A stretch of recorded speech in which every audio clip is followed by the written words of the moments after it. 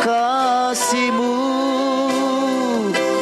lebih dari mentari yang tak pernah berhenti, memancarkan sinarnya.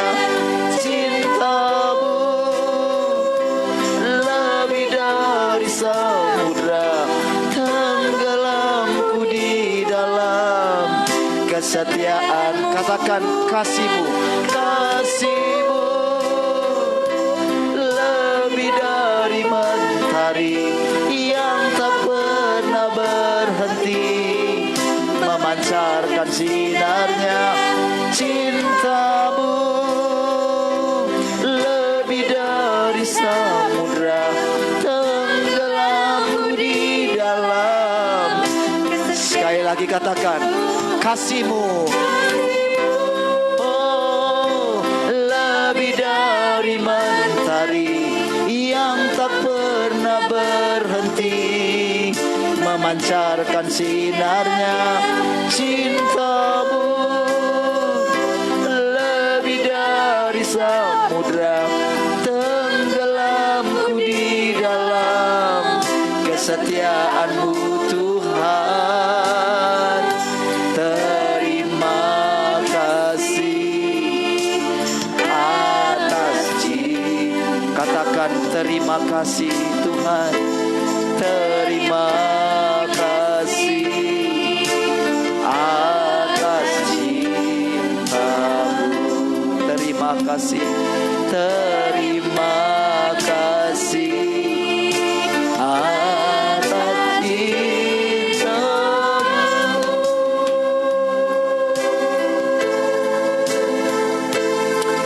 Haleluya, terima kasih.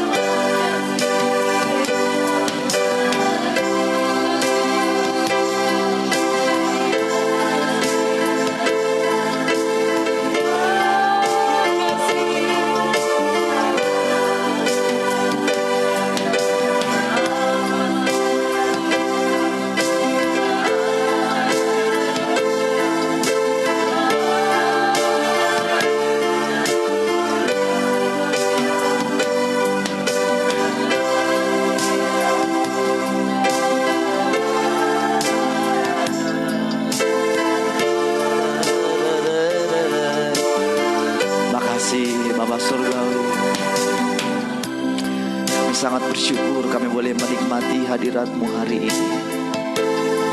Sesungguhnya firman-Mu berkata, di mana 2-3 orang berkumpul dalam nama-Mu, Engkau mau hadir di tengah-tengah kami.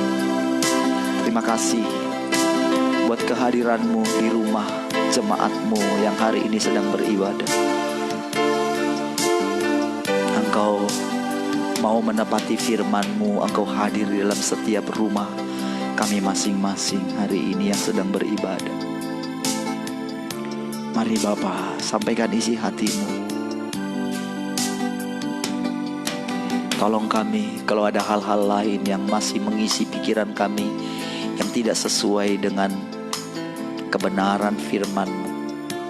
Mari singkirkan itu dari alam pikiran kami. Hapus dari alam bawah sadar kami, supaya itu tidak mengganggu kami menerima kebenaran demi kebenaran yang Kau taruhkan di atas hidup kami. Terima kasih. Kami kosongkan bencana kami dari segala hal-hal yang tidak berkenan, dari pikiran, dari pendapat-pendapat orang, dari pengetahuan-pengetahuan dunia ini yang selalu bertentangan dengan firman Allah. Singkirkan saja. segala kerikil-kerikil dan batu-batu ini dalam nama Tuhan Yesus. Makasih Bapa. Kami teduhkan hati kami tenangkan hati kami dalam nama Tuhan Yesus. Haleluya. Amin. Puji Tuhan. Ya, silakan duduk. Shalom saudara. Tuhan saudara, shalom. Sekali lagi saudara. Saudara, hari ini saudara, saya diteguhkan saudara dengan satu kebenaran firman Tuhan saudara ya. Saudara, biar hari-hari ini saudara kita mengizinkan firman-Nya itu masuk dengan lembut ke dalam hati kita. Kita coba fokus ya, supaya kita tidak miss sesuatu yang luar biasa.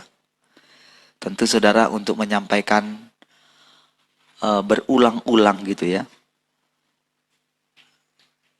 mungkin itu kan membosankan ya.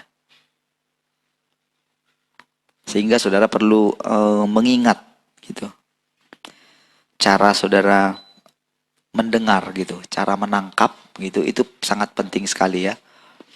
Karena kalau ada yang sampai miss gitu, bagi seorang pengkhotbah untuk mengulangi yang lalu itu, kan itu satu dilema. Masa itu terus khotbahnya. Padahal saudara, sebetulnya survei kenapa sampai harus ada kitab ulangan itu karena memang kita sebagai manusia itu memang masih seperti itu. Karena memang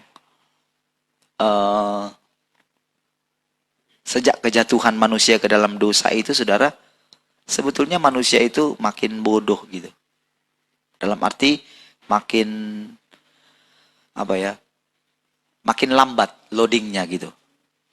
Ya, kalau dibilang bodoh mungkin tersinggung. Enggak. Ini berbicara kepada semua manusia ya. Sehingga kenapa sampai perlu berulang-ulang? Kenapa sampai 40 tahun bangsa Israel di padang gurun itu karena memang lambat gitu untuk mengerti apa yang menjadi kehendak Allah. Masih terus salah menilai Tuhan. Bayangkan Tuhan sudah melepaskan mereka dari satu kekejaman, saudara. Tapi anehnya, mereka masih menyalahkan Tuhan gitu. Sering sekali begitu, saudara. Kita tolong orang, sudah kita tolong, nanti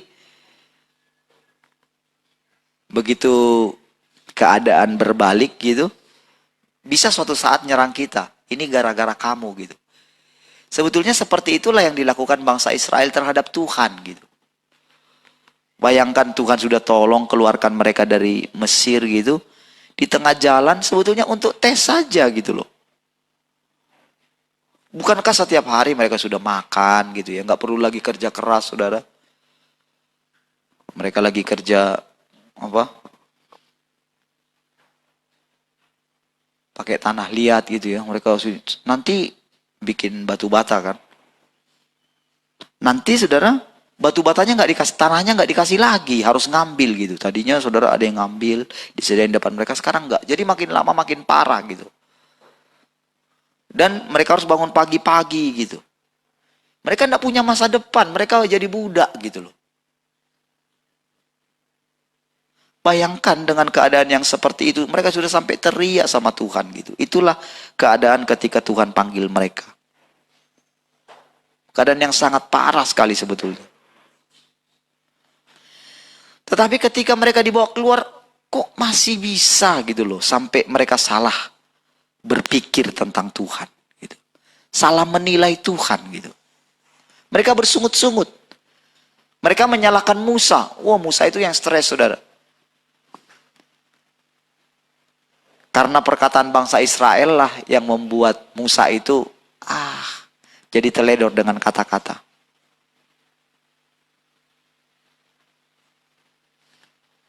Sehingga sampai dia bilang, bangsa Israel itu tegar tengkuk. Ternyata enggak bisa ngomong kayak gitu. Itu karena Musa itu sangat jengkel gitu.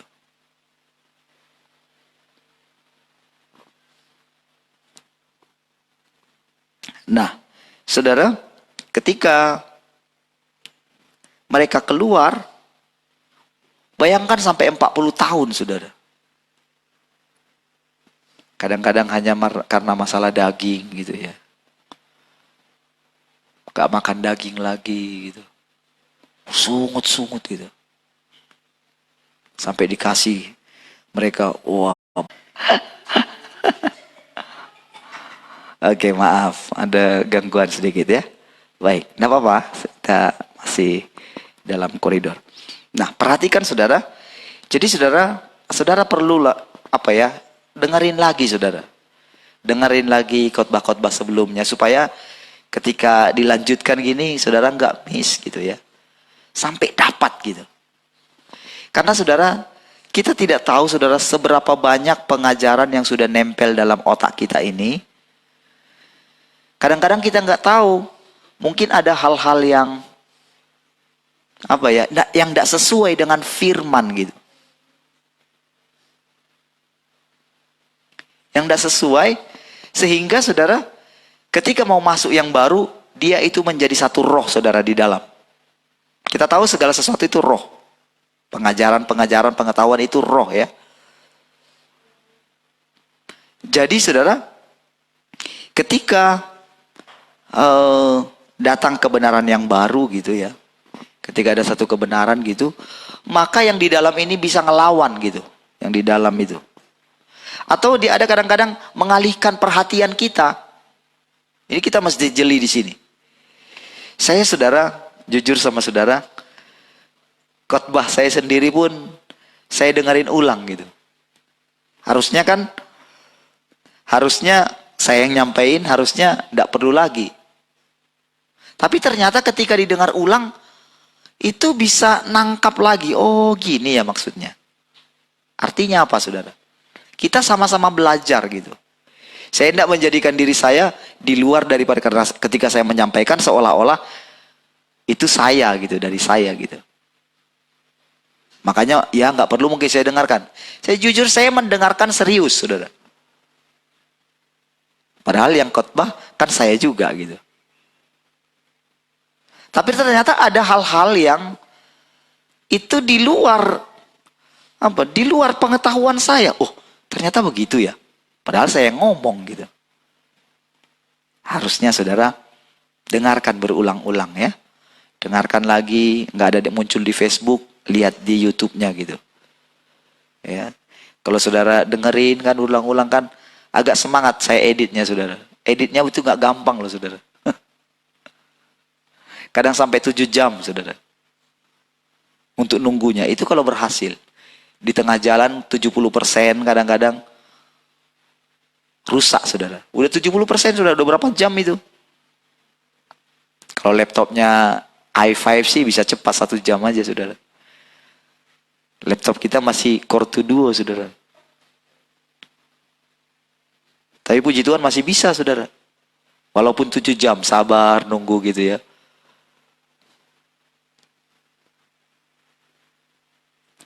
Jadi saudara kalau dengerin berulang dan saudara komen di sana gitu ya. Yang membuatkan agak semangat juga, terdorong gitu. Wah, berarti berguna gitu. Ya, berarti ada yang dengerin. Baik saudara. Saudara, 1 Petrus 4 ayat 18 saudara. Kita awal dari sini ya. 1 Petrus 4 ayat 18. 1 Petrus 4 ayat 18. Mulai dari 17 kayaknya. Ya, dari 17 ya. Baik.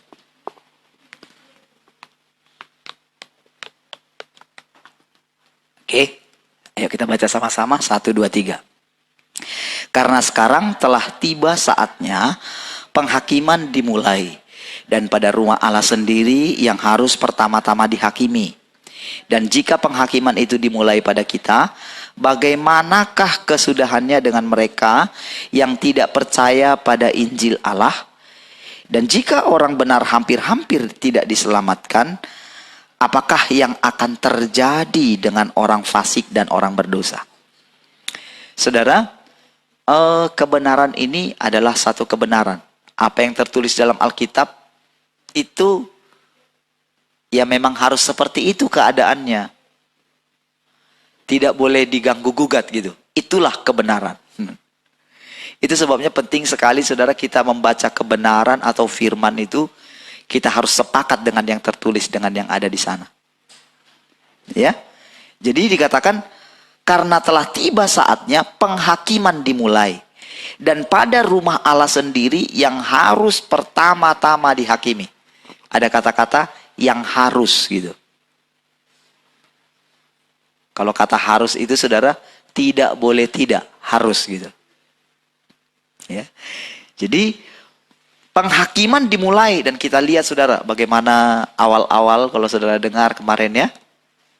Bagaimana kejadiannya tiba-tiba gitu ya. Banyak hamba Tuhan dipanggil pulang cepat ya.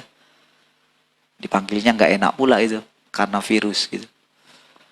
Saudara tahu nanti di kerajaan 1000 tahun, kalau ada orang yang mati, itu dianggap kena kutuk gitu. Yang mati pada umur 100 tahun, dianggap mati kena kutuk gitu. Karena nggak boleh, karena maut sudah nggak ada ceritanya kan. Maut sudah disimpan gitu. Jadi yang ada kerajaan 1000 tahun itu kerajaan damai gitu. Nggak ada sakit penyakit. Jadi kalau ada yang mati umur 100 tahun, dianggap mati terkutuk gitu. Kerajaan 1000 tahun ya. Nah, saudara, kalau kita mendengar kemarin, melihat kemarin banyak di Korea, wah sampai merasa punya iman gitu ya. Wah, dia tentang semuanya. Akhirnya apa? Harus minta maaf ya. Di hadapan publik, dan dia mengundurkan diri. Itu baik sekali saudara. Itu keputusan yang sangat baik. Dan seharusnya saudara, seharusnya harus banyak yang mundur saudara. Mundur dengan terhormat. Oke, perhatikan. Tapi selanjutnya kalau kita mulai lihat sekarang, mulai ada perbedaan, mulai ada perubahan. Karena ini firman Tuhan, saudara. Penghakiman itu dimulai dari rumah Tuhan. Ya, kalau dibilang rumah Tuhan, kita tidak boleh nunjuk hanya orang. Itu berbicara mengenai kita semuanya. Makanya dikatakan yang terdahulu akan menjadi terkemudian. Akan ada satu kejadian ini, saudara. Saudara, saya menemukan, saya survei lah gitu ya. Banyak orang yang sudah punya banyak pengetahuan, makin sulit diajar. Karena ternyata saudara, kalau itu pengetahuan dari Allah, kalau tidak membuat orang itu makin rendah hati, yang datang adalah roh sombong. Roh sombong itu membangun satu tembok yang semakin tinggi. Sehingga pengajaran yang lain tidak bisa masuk. Memang benar saudara, kita mesti kita mesti membentengi diri kita, pikiran kita dari pengajaran yang tidak sesuai dengan kebenaran. Kita mesti membentengi saudara. Tetapi saudara, pengajaran yang benar dari Allah membuat kita terus mengizinkan Tuhan selidiki hatiku gitu loh. Kalau kita mengatakan Tuhan menyelidiki hatiku, berarti kita juga selalu berkata, izinkan aku Tuhan, tunjukkan kepada diriku di mana yang salah. Masih sepakat dengan itu? Nah, lihat saudara, kalau itu dimulai dari kita, bagaimanakah kesudahan dengan mereka yang tidak percaya pada Injil Allah? Dan jika orang benar hampir-hampir tidak diselamatkan, apakah yang akan terjadi dengan orang fasik dan orang berdosa? Perhatikan saudara. Saudara, kita sebagai orang percaya akan dengan sendirinya saudara itu akan tersaring juga. Akan terbagi-bagi levelnya saudara. Nah, orang yang mau di level paling bawah, dia ketika mendengarkan firman Tuhan akan berkata begini, ya udahlah itu bukan bagianku. Itu bagian, ya si anulah orang yang ini. Aku mah belum sampai ke situ. Berarti dia tidak mau menerima panggilan Allah yang lebih tinggi dari situ. Tetapi kalau kita mulai hidup, mulai mengatakan kepada Tuhan, mari silakan Tuhan, aku mau lebih lagi dari Engkau. Maka saudara, kita ini akan dibuat menjadi seperti prototipe bagi orang lain. Sama seperti Tuhan Yesus, dia dikatakan menjadi perintis. Nah, dia juga memilih murid-muridnya. Lihat saudara bagaimana ada 12 orang ya, ada murid-murid yang banyak gitu ya. Tetapi ada juga dia yang 3 orang yang dia bawa. Walaupun dari semuanya ini saudara, dari semuanya ini tetap juga mereka meninggalkan Tuhan. Dan ternyata dari murid-murid itu saudara, ternyata ada 1 orang yang spesial. Namanya Yohanes saudara. Dia berbeda. Ya, walaupun ada Petrus yang luar biasa juga, tapi Yohanes itu berbeda sekali, saudara. Dan ada murid yang lain yang lebih berbeda daripada rasul itu, yaitu Maria yang mendengarkan dia dengan serius. Ternyata, saudara, seorang yang hanya mendengarkan saja, nilainya sangat tinggi di hadapan Tuhan. Tentu mendengarkan begini, mendengarkan dengan serius. Menyimpan dalam hatinya. Maria ibu Yesus juga seperti itu tipenya, saudara. Ketika Tuhan bilang, waktuku belum 3. Apa yang kau minta daripada aku, ibu? Apakah engkau tidak tahu aku harus tinggal di rumah bapakku? Dia punya tipe simpan dalam hatinya. Dia renungkan. Ya, itu tipe-tipe orang yang sangat disukai oleh Tuhan gitu. Di mana Tuhan ingin menyatakan dirinya lebih banyak kepada orang ini. Ya, jadi saudara, rumah Tuhan yang dihakimi ini juga saudara, itu ada tingkatan-tingkatannya. Saudara, tidak boleh silau dengan tingkatan-tingkatan yang dibuat manusia. Tuhan mengenal milik kepunyaannya. Ya, saudara, perhatikan saudara, di zaman bangsa Israel saudara, ada satu kejadian pada waktu itu saudara, rumah Tuhan atau simbol kehadiran rumah Tuhan itu dicuri, yaitu tabut Tuhan gitu. Ya, saudara, itu saudara bisa lihat di 1 Samuel ya, pasal 2 Samuel, pasal yang ke-6 ya. Nah, sebelum saya buka ayatnya itu, saudara, saya ceritakan dulu sedikit, saudara. Nah, itu di zaman sebelum zamannya Daud ya.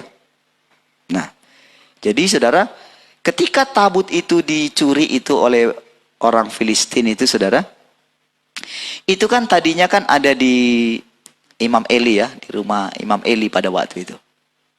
Ya. Nah, saudara, ketika ada di sana, saudara, lalu singkat cerita mereka berperang, dibawa lalu diambil oleh orang Filistin. Ya, pada waktu itu, saudara, Imam Eli mati dan anaknya 2 juga sudah mati ya. Nah, ketika saudara pada waktu itu Samuel masih hidup ya, Samuel masih hidup. Lalu saudara, tabut itu saudara, singkat cerita, ketika di ini ya, orang Filistin itu kewalahan ya. Karena mereka semua kena penyakit ya. Ketika tabut itu ada di orang Filistin itu. Jadi orang bilang orang Filistin itu mau mengembalikan ceritanya. Lalu singkat cerita saudara, tabut itu dibawa ke rumah Abinadab saudara. Di Kiryat Yearim ya. Disimpanlah di sana dan dikhususkanlah 2 anak daripada Imam Abinadab, Eleazar. Ada Eleazar ya, yang satunya ini ya.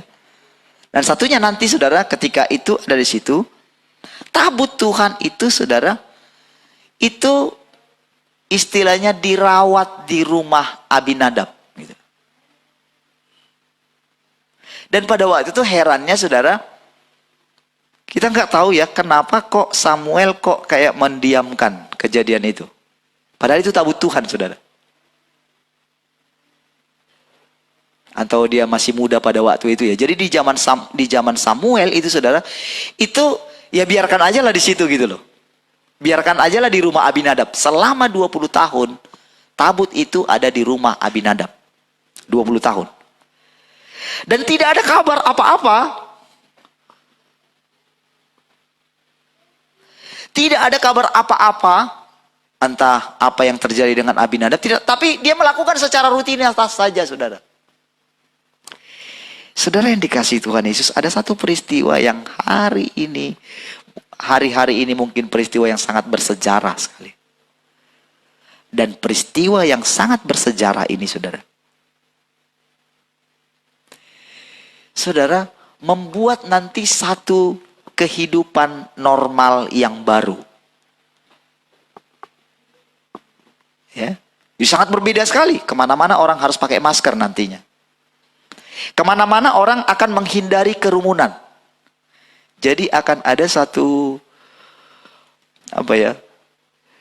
perubahan yang baru dengan namanya penuaian jiwa-jiwa, saudara. Kalau tadinya orang bangun lumbung besar-besar, sekarang saudara, orang mulai berpikir ke depannya.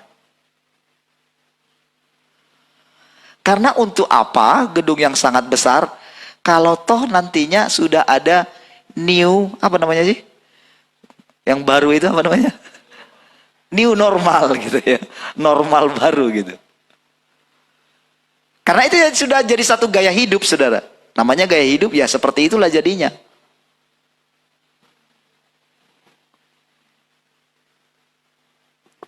Sekolah-sekolah pun mulai berpikir nanti, entah bagaimana, itu namanya new normal, saudara. Kehidupan baru. Jadi saudara, benar yang didapat kemarin itu, saudara, dimensi baru, saudara. Cuman nggak sesuai dengan ekspektasi gitu aja, saudara. Ya, baik saudara, saya jelaskan pelan ya. Baik. Saudara, tidak ada kejadian apa-apa di sana, saudara. 20 tahun, saudara. Sampai muncul satu orang yang namanya Daud. Nah, Daud ini beda, saudara. Jadi oleh karena Daud ini, saudara, punya kerinduan gitu. Punya satu kerinduan di dalam hatinya. Nanti kerinduannya itu meningkat terus, saudara. Baik ya. Kerinduannya ini adalah dia adalah seorang yang sangat dekat dengan Tuhan. Ceritanya begini. Walaupun tabut itu ada di rumah Abinadab, tapi tabut yang lain ada di sininya dia. Saya mau bilang sama saudara, sekarang tabut itu ada di rumah saudara. Cuman sekarang yang membuat perbedaan lagi nih. Tabut itu ada di rumah saudara, tapi itu tabut bayangan atau tabut yang asli. Selama ini saudara, orang berpikir di setiap gereja itu ada tabut. Bahkan ada orang yang membuat replika tabut, saudara. Bahkan dulu saudara, saya ikut waktu bangun satu gedung itu, ikut memikul tabutnya, saudara. Wes, saya pengangkut tabut dulu, saudara. Ya. Nah, saudara, tetapi sekarang lihat, saya mau kasih tahu sama saudara. Kemarin saya sudah sampaikan ayatnya ya, bahwa Tuhan sedang meruntuhkan bait suci. Amin. Amin, saudara. Dia runtuhkan bait suci. Selama sekian tahun, saudara, bangsa Israel bahkan sampai hari ini mereka tak punya bait suci.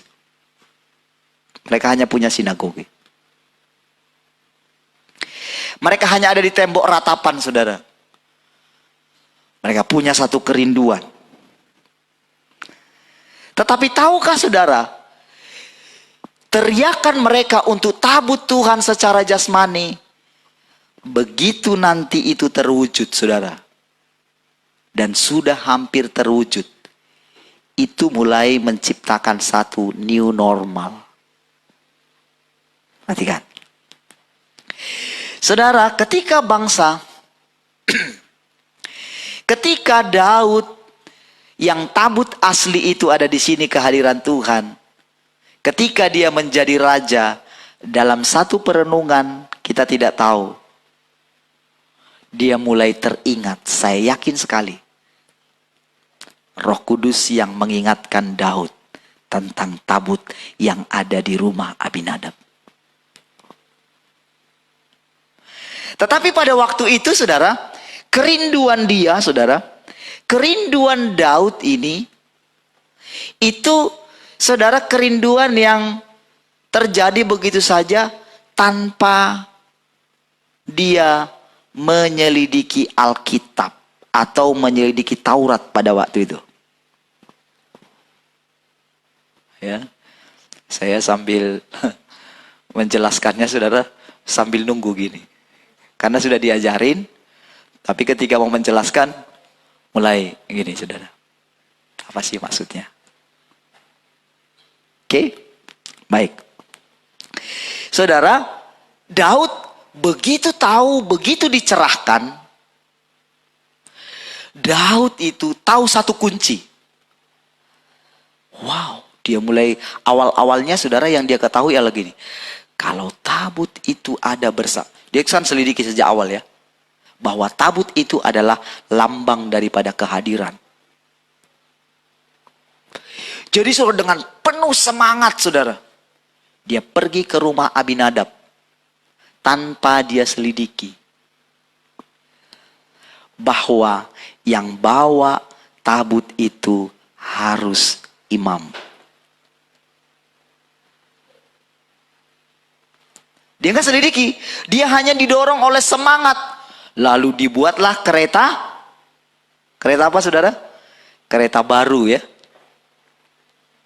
Dibuat kereta. Padahal harusnya saudara, tabut itu harus dipikul. Dia nggak selidiki saudara.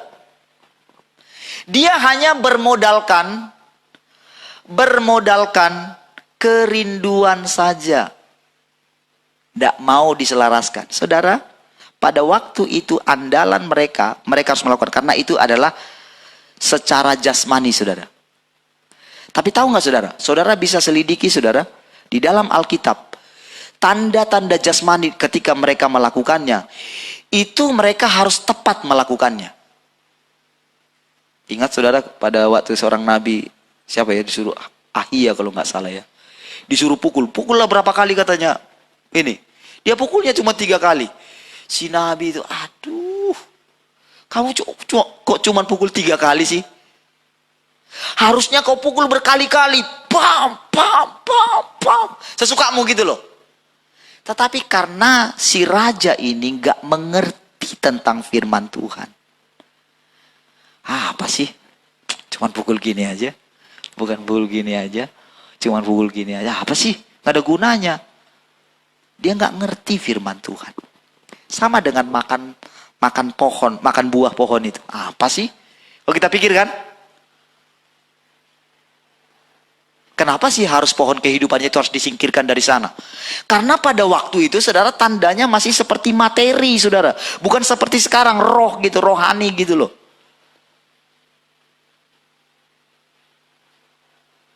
Kalau mereka materi, makanya saudara, Daud belum belajar apa itu ketelitian.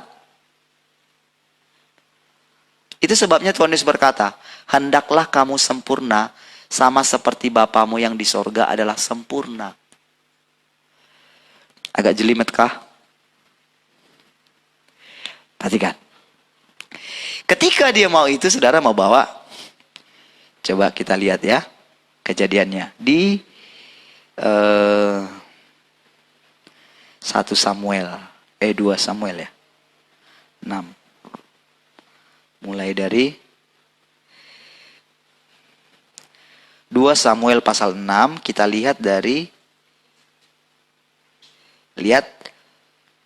mulai dari ayat kedua ya. 2 Samuel 6 ayat 2. Baik. Saya akan skip hanya menyampaikan yang sini. Sebetulnya banyak ayatnya minggu depan yang selanjutnya ya. Saya yakin pasti hanya di sini saja. Baik, 2 Samuel pasal 6. Kemudian bersiaplah Daud lalu berjalan dari Baale Yehuda dengan seluruh Yehuda rakyat yang menyertainya untuk mengangkut dari sana tabut Allah yang disebut dengan nama Tuhan semesta alam yang bertahta di atas kerubi. Ya, tanpa sadar saudara, kita ini sedang dalam proses yang sama, saudara. Ya. Mereka menaikkan tabut Allah itu ke dalam kereta baru, kereta yang baru setelah mengangkatnya dari rumah Abinadab yang di atas bukit. Ya. Lalu Usa dan Ahio anak-anak Abinadab. Jadi mungkin ini sudah generasi keberapa ini ya? Dari anaknya Usa ya, anaknya Abinadab ya. Yang pertama soalnya Eleazar ya. Kalau saya lihat nanti ya sebelumnya. Bayangkan ini sudah 20 tahun ceritanya ya. Usa dan Ahio anak-anak Abinadab mengantar kereta itu. Usa berjalan di samping tabut Allah itu, sedang Ahio berjalan di depan tabut itu. Karena apa saudara? Mereka merasa yang berhak atas tabut itu. Wow. Saudara yang dikasihi Tuhan Yesus. Sekian waktu lamanya tabut itu saudara ada di luar. Dan ketika singgah di rumah Abinadab, mereka berpikir selama 20 tahun. Mereka yang punya, mereka yang tahu.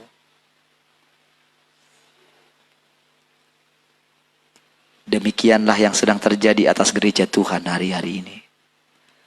Gereja Tuhan merasa mereka yang punya tabut. Dalam saya jelaskan ini saudara dalam konteks gedung ya. Bahkan banyak saudara yang merasa dirinya ketika sudah menjadi pendeta atau menjadi gembala atau punya jabatan apa saja, kepintaran-kepintaran dari dunia ini, mau S1 sampai S3, kadang merasa dia yang punya tabut itu. Tapi berhati-hatilah. Kita sedang masuk kepada Tuhan sedang datang atas gerejanya.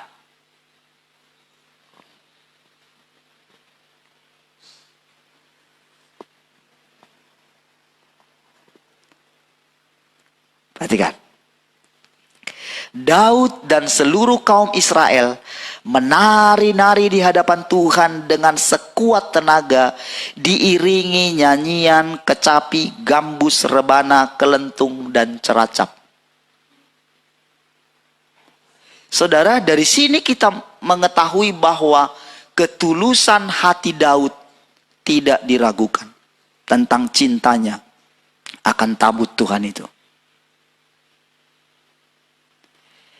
Tetapi saudara, kalau kita lihat selanjutnya saudara, wow, ternyata hanya masalah ketulusan hati, ternyata nggak bisa ya. Perhatikan saudara. Ketika mereka sampai ke tempat pengirikan Nakon, maka Usa mengulurkan tangannya kepada tabut Allah itu, lalu memegangnya karena lembu-lembu itu tergelincir. Mulai saudara. Tuhan gak tahan lagi. Udah mau dekat saudara. Gak tahan lagi saudara. Tiba-tiba terjadi goncangan. Oke. Maka bangkitlah murka Tuhan terhadap Usa. Anehnya saudara. Kita gak tahu saudara. Kenapa selama 20 tahun ada di rumah Abinadab gak terjadi apa-apa. Tetapi kenapa ketika dia mau menolong tabut Tuhan, menolong loh saudara.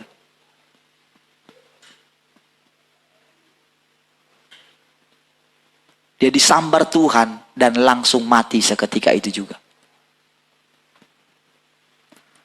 Membunuh dia di sana karena keteledoran dia.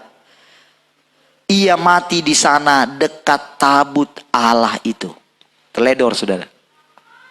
Lihat saudara. Tapi percayalah saudara. Setiap kali ada satu kejadian yang seperti ini, ketahuilah. dia tidak hanya berdosa pada saat ini saja. Saya yakin sekali. Ada hal-hal yang tersembunyi yang dia tidak diselesaikan dalam Tuhan. Selalu begitu, saudara.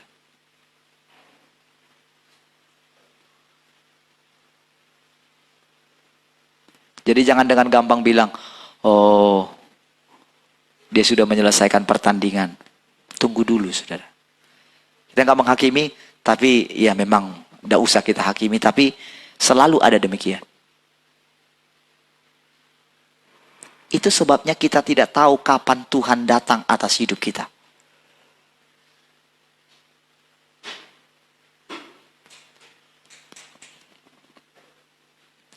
Lihat saudara ayat 8. Daud menjadi marah karena Tuhan telah menyambar Usa. Demikian hebatnya. Maka tempat itu disebut orang Peres Usa sampai sekarang. Daud marah katanya di situ. Wow. Gak jelas saudara marahnya sama siapa? Karena saudara kalau dia marah sama Usa, kayaknya gak beralasan saudara. Kenapa dia gak ajarin? Sebetulnya yang masalah di sini adalah Daud gitu.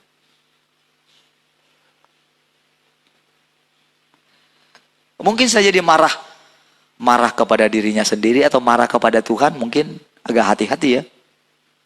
Tapi mungkin dia jengkel gitu. Aku sudah berniat baik, kok bisa seperti ini? Parah gitu. Atau bisa marah, jangan-jangan dia nggak menjaga kekudusan, entah gimana lah gitu. Lalu lihat saudara, pada waktu itu Daud menjadi takut kepada Tuhan. Saya tanya, apakah sebelumnya Daud tidak takut sama Tuhan? Daud takut sama Tuhan, saudara. Dari mana kita tahu, saudara? Ini kan kejadiannya dia sudah menjadi raja, toh? Pada waktu Saul mengejar-ngejar dia, udah berapa kali Saul mau membunuh dia. Tetapi ketika ada kesempatan untuk membunuh Saul beberapa kali, Daud tidak pernah mau bunuh Saul. Bahkan keturunannya pun dia tidak pernah mau bunuh gitu. Itu dia sangat strikely sekali dengan itu. Dia sangat menghargai orang yang diurapi oleh Tuhan.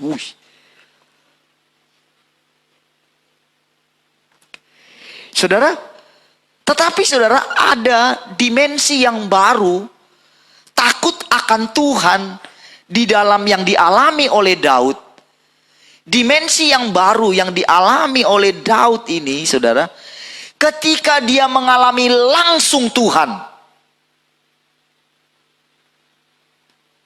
Wah, saudara, kalau saya dengarkan, karena mulai saling mencari gitu ya, mendengarkan khotbah orang gitu ya. Ketika dengar gitu, aduh, gak ngerti ini asal ngomong saya pikir. Tapi saya nggak bisa judge karena apa? Orang belum mengalami Tuhan langsung. Seperti Daud yang saya katakan ini, saudara.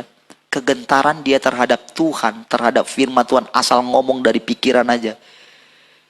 Mungkin untuk taraf seperti sekarang belum mengalami Tuhan, tidak apa-apa. Tapi saya tahu, orang yang mengalami Tuhan akan memiliki takut akan Tuhan dalam menyampaikan firman Tuhan.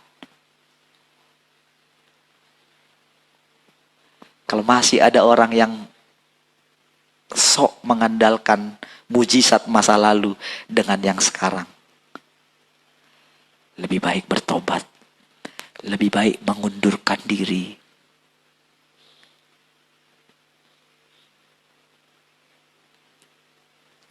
Perhatikan. Sebab itu, dia bilang, pada waktu itu Daud menjadi takut kepada Tuhan. Lalu katanya, bagaimana tabut Tuhan itu dapat sampai kepadaku? Karena saudara, harusnya memang Daudlah yang berhak. Karena dari sisi sejak kecil dia mencintai hadirat Tuhan. Dan dia memang dipersiapkan untuk itu. Saya sangat yakin sekali. Memang Daudlah satu-satunya orang yang paling berkenan menerima tabut itu. Dan Daud mulai tahu itu. Tetapi ketika Daud sembrono, Tuhan hajar dia. Tuhan tegur dia untuk dia belajar apa yang benar. Wow.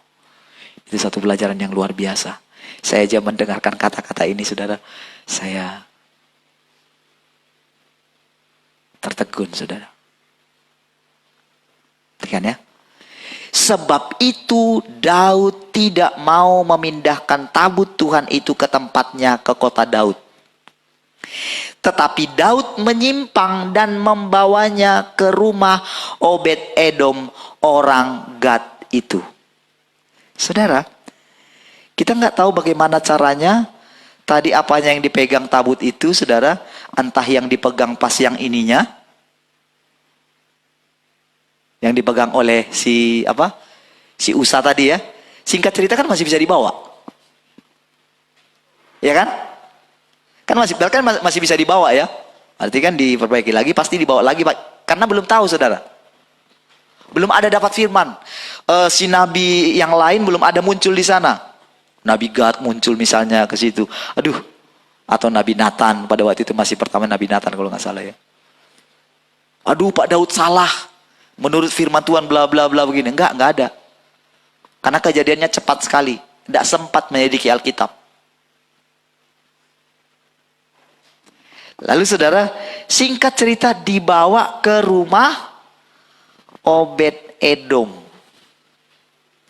Nah, saudara, kalau dari kata-katanya ini, saudara, Obed-Edom itu ada dua ini ya.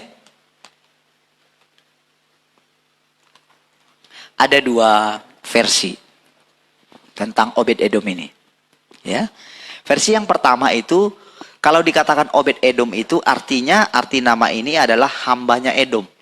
Sementara kan Edom itu kan keturunannya ini ya. Siapa?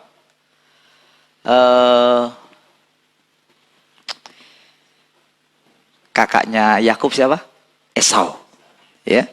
Jadi kan itu sebetulnya ya. Jadi itu di luar. Jadi itu dianggap orang Filistin gitu loh.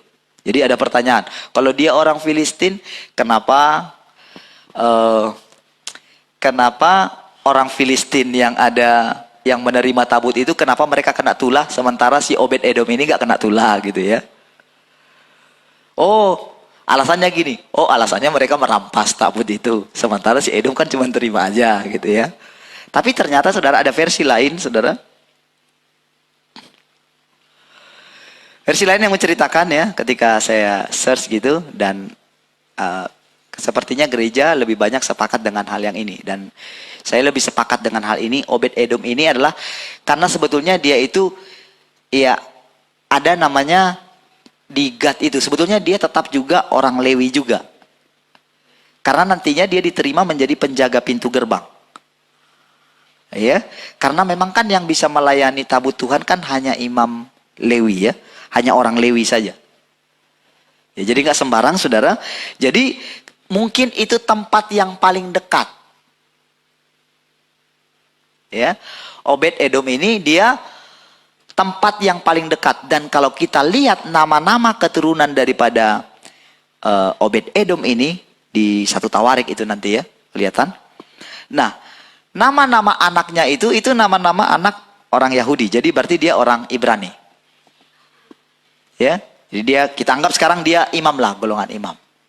Nah, cuman saudara, selama 3 bulan saudara, dikatakan, ayat ini singkat ya. 3 bulan lamanya tabut Tuhan itu tinggal di rumah Obed-Edom, orang Gad itu. Dan Tuhan memberkati Obed-Edom dan seisi rumahnya. Heran ya. 3 bulan saja di rumahnya diberkati, nggak diceritakan di sini bagaimana caranya dia melayani tabut itu, saudara. Sementara 20 tahun di rumah Abinadab, 20 tahun loh. Di rumah Abinadab tidak ada kedengaran apa-apa yang terjadi di rumah Abinadab. Tetapi baru 3 bulan, jadi beda begini saudara. Yang pertama, kenapa Daud mengambil tabut itu dari rumahnya Abinadab? Karena apa saudara? Karena dia merenungkan satu kebenaran, amin. Bukan karena rumah Abinadab itu luar biasa didengar. Enggak ada berita tentang itu saudara. Enggak ada yang spesial. Jadi itu hanya karena dia berdoa sama Tuhan ceritanya ya, dalam perenungan dia. Dia mulai digerakkan oleh Tuhan untuk ngambil. Cuman kan caranya ngambil kan dia nggak tanya selanjutnya. Ya. Nah, tetapi begitu salah di tengah jalan, dia menjadi takut akan Tuhan, dia mulai hati-hati. Ini juga pekerjaan Tuhan sama hidupnya Daud, saudara. Singkat cerita disinggahkan di sana. Dan selama 3 bulan dalam perenungannya Daud selama 3 bulan ini, saudara, dia mulai mendengarkan kabar. Hei, ada kabar. Ternyata di rumah Obed Edom mereka baik-baik saja loh. Bahkan anehnya, mereka malah diberkati. Wow, timbulkan satu ini kan, satu gambaran yang baru kepada Daud gitu. Wow.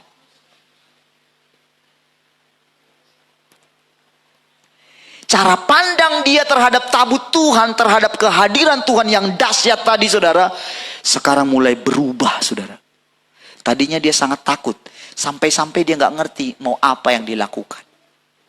Wow, sebetulnya demikianlah orang yang mengalami perjumpaan dengan Tuhan.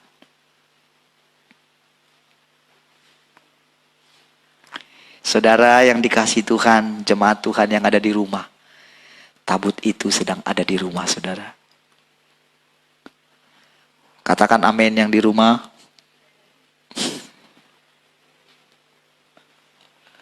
Sudah berapa lama tabut itu ada di rumah saudara? Ceritanya menurut kisah ini ya. Harusnya sih setiap hari sih ya. Amin. Tapi cobalah kita ini kan ya. Setelah masa pandemi ini sudah berapa bulan tabut itu ada di rumah? Berapa? Dari tanggal 15 ya. Berarti berapa bulan? Kira-kiranya lah.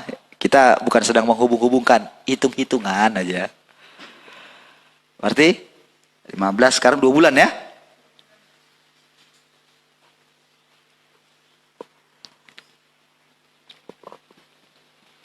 Firman Tuhan katakan, 3 bulan lamanya tabut itu ada di rumah Obed Edom. Maka Tuhan sangat memberkati keluarga Obed Edom. Saudara, di perjanjian baru tidak masalah. Kita nggak dipermasalahkan dengan masalah lagi, masalah uang segala macam, enggak. Tapi ada sesuatu, bukti daripada kehadiran Tuhan di rumah kita. Memang tidak dijelaskan di sini bagaimana caranya merawat tabut itu. Wah, kalau orang yang namanya panggilan penyembah itu pasti dihubungkan semua dengan menyembah, memuji, menyembah, saudara. Tidak laku lagi sekarang, saudara. Tidak laku. Orang bisa tahu sekarang mana yang punya isi, mana yang nggak ada isi. Orang lain aja tahu, saudara. Yang menyembah patung itu, saudara, tahu mana patung yang berisi, mana yang kosong. Tahu, saudara. Apalagi umat Tuhan, tahu mana yang berisi. Orang itu nyembah Tuhan atau karena dia ikut sekolah penyembahan. Tahu, saudara. Ya. Nah, diberitahukanlah kepada Raja Daud demikian. Tuhan memberkati seisi rumah Obed Edom dan segala yang ada padanya oleh karena tabut Allah itu. Lalu Daud pergi mengangkut tabut itu dari rumah Obed Edom ke kota Daud dengan sukacita. Namun saudara, cerita selanjutnya kita tahu bahwa Daud sudah belajar sekarang bagaimana caranya bawa itu pulang. Dia belajar kebenaran firman Tuhan. Saudara yang dikasihi Tuhan Yesus, saya mau bilang sama saudara, ada banyak sekarang hamba Tuhan mulai menyadari. Seperti saya jelaskan kemarin, seorang Benny Hinn yang katanya sudah luar biasa dulu, saudara. Kalau kita lihat, kita akui luar biasa. Kalau kita ikut dia, masih ada mungkin di YouTube rekaman-rekamannya ya. Wow, terkesima sekali. Tetapi terakhir ini dia mengatakan, dia mengejar waktu-waktunya yang terhilang, saudara.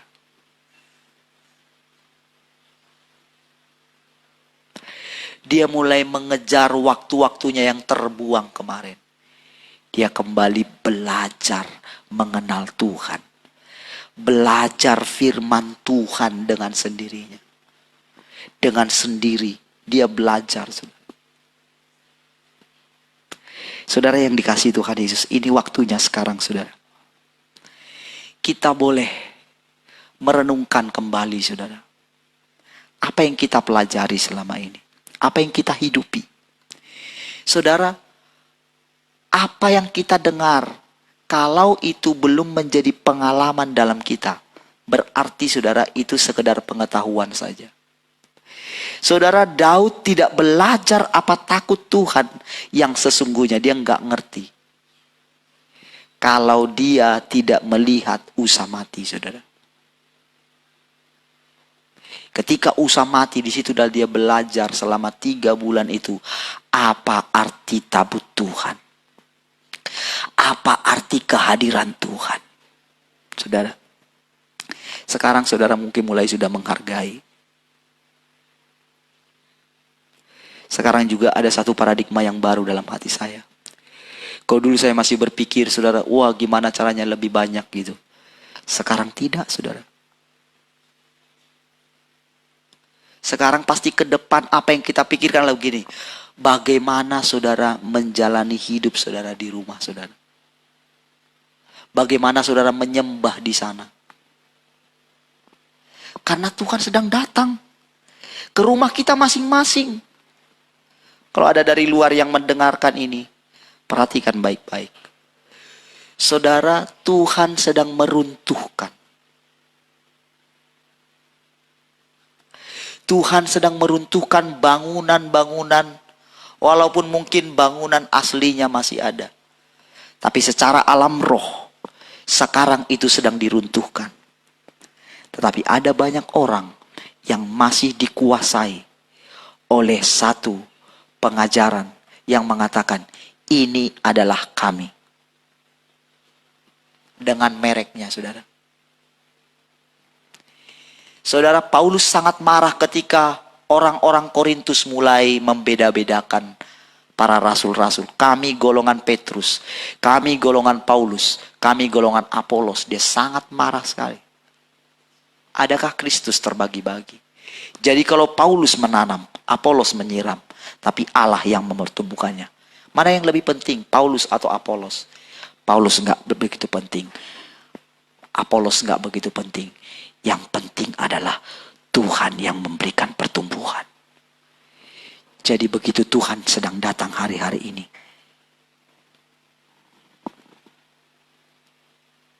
marilah seperti Obed-Edom. Yang walaupun dia sangat melihat ketika Tuhan itu adalah sesuatu yang sangat besar sekali. Tadinya saudara, tabut itu sekarang hanya eksklusif ada di gedung-gedung gereja. Seolah-olah hadirat Tuhan itu dihadirkan oleh semua alat musik dan singer-singer ini.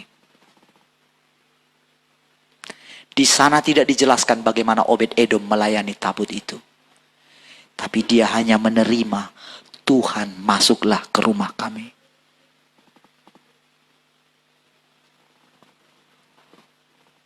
Dan saya yakin sekali saudara, kita nggak perlu berspekulasi bagaimana hidupnya Obed-Edom. Karena kita tahu dari nama-nama yang diberikan kepada Obed-Edom, kepada anak-anaknya. Nanti saya share ya, saya nggak sempat ya. Share tentang arti nama-nama anaknya Obed-Edom, saudara. Tapi dia memberikan nama itu, saudara, nama-nama yang luar biasa. Saya tahu, saudara, Obed-Edom adalah seorang yang takut akan Tuhan dari gaya hidupnya. Dan dia mengajarkan takut akan Tuhan terhadap anak-anaknya. Sehingga anak-anaknya menjadi penjaga pintu gerbang. Dan nantinya dia dianugerahi sebagai untuk menjaga gudang perbekalan, saudara.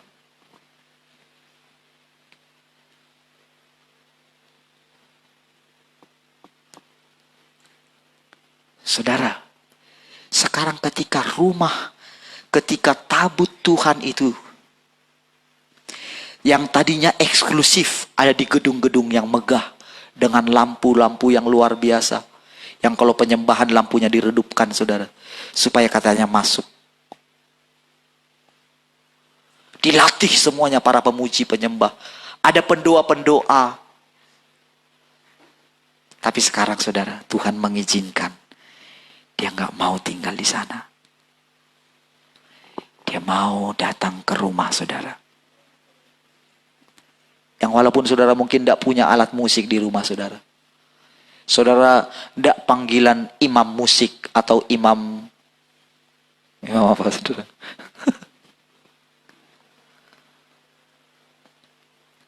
Tapi saudara mau mempersilahkan, membuka pintu saudara, maka Tuhan masuk. Dan Tuhan makan bersama-sama dengan saudara. Tuhan mau bersekutu dengan saudara. Berbicara dengan saudara. Dia mau menikmati penyembahanmu yang sederhana. Jangan salahkan ketika mungkin sinyal agak lemot. Kadang-kadang suaranya juga berubah-ubah saudara. Kami pun heran saudara. Saya sudah ikuti semua panduannya. Ternyata kadang hilang juga tuh.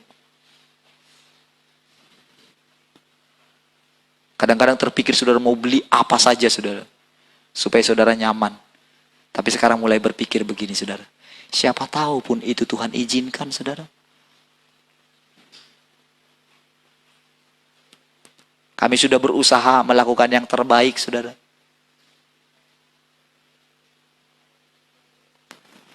Bagaimana supaya saudara nyaman. Tetapi kalau memang Tuhan ingin langsung datang di rumah saudara, mari kita persilakan Tuhan masuk seperti Obed-Edom dan seisi keluarganya. Dan ketika itu dibawa saudara, Obed-Edom juga mengikutinya saudara. Mengikuti tabut itu saudara. Bagaimana saudara? Tetapi dia tidak disambar, anak-anaknya pun tidak disambar saudara. Kehidupan yang berbeda saudara. Saudara yang dikasihi Tuhan Yesus, pesan Tuhan hari ini bagi saudara, mari sekarang buka rumah saudara terhadap Tuhan setiap hari. Mulai belajar takut akan Tuhan. Mulai belajar ada hal-hal. Mulai kita tanya diri kita sendiri, apakah aku sudah menyerahkan seluruh hidupku kepada Tuhan? Mulai tanya anak-anak kita, mulai lihat kehidupan mereka. Ke depan bukan semakin baik. Kita sedang masuk ke dalam new normal, saudara. Saudara, di depan kita, mau tidak mau saudara, WHO sudah mengeluarkan satu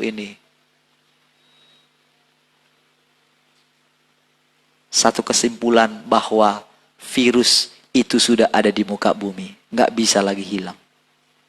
Berarti apa? Ketika kita berjalan kemanapun, sekarang saudara, kita mesti lebih hati-hati lagi. Lebih hati-hati dalam arti perlindungan kita adalah Tuhan.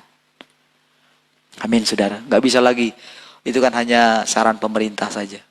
Pakai masker dan segala macam.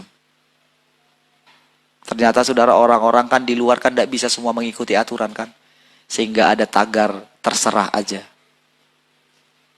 Karena udah capek saudara. Nggak bisa memang dipaksa kok.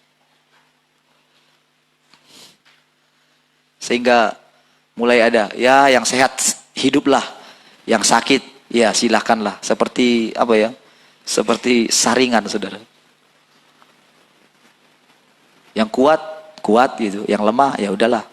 Relakanlah gitu. Bahkan sekarang saudara dengan rela. Kemarin ada anak yang kecil yang dibawa itu saudara. Anaknya yang kena tapi orang tuanya nggak kena gitu kan. Aduh, saya gimana ya rasanya itu ya. Seperti itulah keadaannya. Tapi apakah kita sebagai orang percaya yang tabut Tuhan ada di sini, Apakah kita takut pergi kemana-mana? Takut tidak perlu, saudara. Jangan berlebihan, saudara. Tetapi saudara, mulai tanya. Kalau kita pergi keluar itu, tanya, perlu banget nggak Tuhan? Tanya sama Tuhan. Kalau enggak, enggak usah gitu. Tetapi jangan juga jadi apa ya? Jadi takut juga. Kadang-kadang kita jadi nggak bisa lihat, saudara. Kadang ketika kita pergi keluar, kita boleh melihat, saudara, mana yang butuh kita tolong kan? Sehingga kadang-kadang, saudara, kita bisa salah gitu ya. Jadi nanti kalau termin kedua mungkin kita melakukan ini, pembagian gitu, mungkin kita mulai lihat gitu, mana yang benar-benar membutuhkan. Karena ternyata, saudara, kalau salah, saudara, ternyata, saudara, di rumah yang kita kasih sudah banyak sekali, saudara. Sudah banyak sekali yang dikirim gitu. Wah, salah juga ya. Mulai ternyata ada yang nggak kita pikir nggak perlu, ternyata perlu juga ya. Ternyata perlu survei juga ya. Tapi nggak perlu kita foto-foto, saudara. Ya, nggak perlu kita foto, kita bagi di jalan-jalan, kita foto gitu ya. Foto dulu gitu kan. Sampai ada bikin meme gitu ya. Oh, mau foto ya? Oke, gitu. Tukar dulu katanya ya. Ditukaran gitu loh.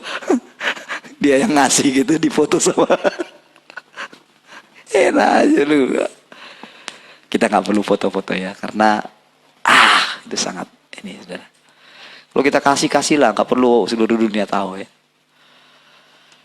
Baik, saudara, karena sudah waktunya, saudara, saya akan lanjutkan minggu depan ya. Jadi satu kebenaran dulu izinkan Tuhan dalam hidup saudara. Saya ajak kita bangkit berdiri bersama-sama. Kita akhiri ibadah kita. Tidak usah. Ayo. Haleluya. Ya, saya bersyukur kalau saudara bisa nangkap semua ya. Nanti saya akan bagikan lagi ayat-ayatnya ya, di mana tentang Obed Edom ini. Baik, mari kita akhiri ibadah kita. Mari kita berdoa. Terima kasih Bapa. Terima kasih Tuhan Yesus. Terima kasih Roh Kudus. Kami bersyukur siang hari ini buat anugerah-Mu. Kami percaya semua kami yang mengikuti ibadah ini, semuanya boleh bersama-sama, boleh mempersilahkan Tuhan masuk dalam kehidupan kami dan mengatur hidup kami sepenuhnya. Terima kasih Bapak. Kami berkati kota kami, kota Batam. Kami berkati bangsa kami Indonesia, pemerintahan kami. Kami berkati dalam nama Tuhan Yesus. Kami berkati juga seluruh gereja Tuhan, seluruh hamba Tuhan. Kami berkati dalam nama Tuhan Yesus. Turunlah kiranya pengertian yang baru tentang takut akan Tuhan kepada seluruh hamba-hamba Tuhan. Sehingga sudah waktunya kami benar-benar merendahkan diri di hadapan Tuhan. Kami boleh menyelidiki hati kami masing-masing. Supaya kami boleh menyadari bahwa ternyata ada banyak hal yang kami ketahui tentang takut akan Tuhan. Makasih Bapa. Makasih Tuhan Yesus. Saudara yang dikasihi Tuhan Yesus, mari angkat kedua tangan saudara. Bawalah anugerah kasih karunia, berkat yang berlimpah dari Allah Bapa dalam anaknya yang tunggal Tuhan kita Yesus Kristus. Persekutuan yang manis dengan Roh Kudus menyertai kita semua mulai hari ini sampai datang kedua kali menjemput kita di awan-awan yang permai, bahkan sampai selama-lamanya. Mari yang diberkati sama-sama katakan amin. Haleluya. Tuhan memberkati.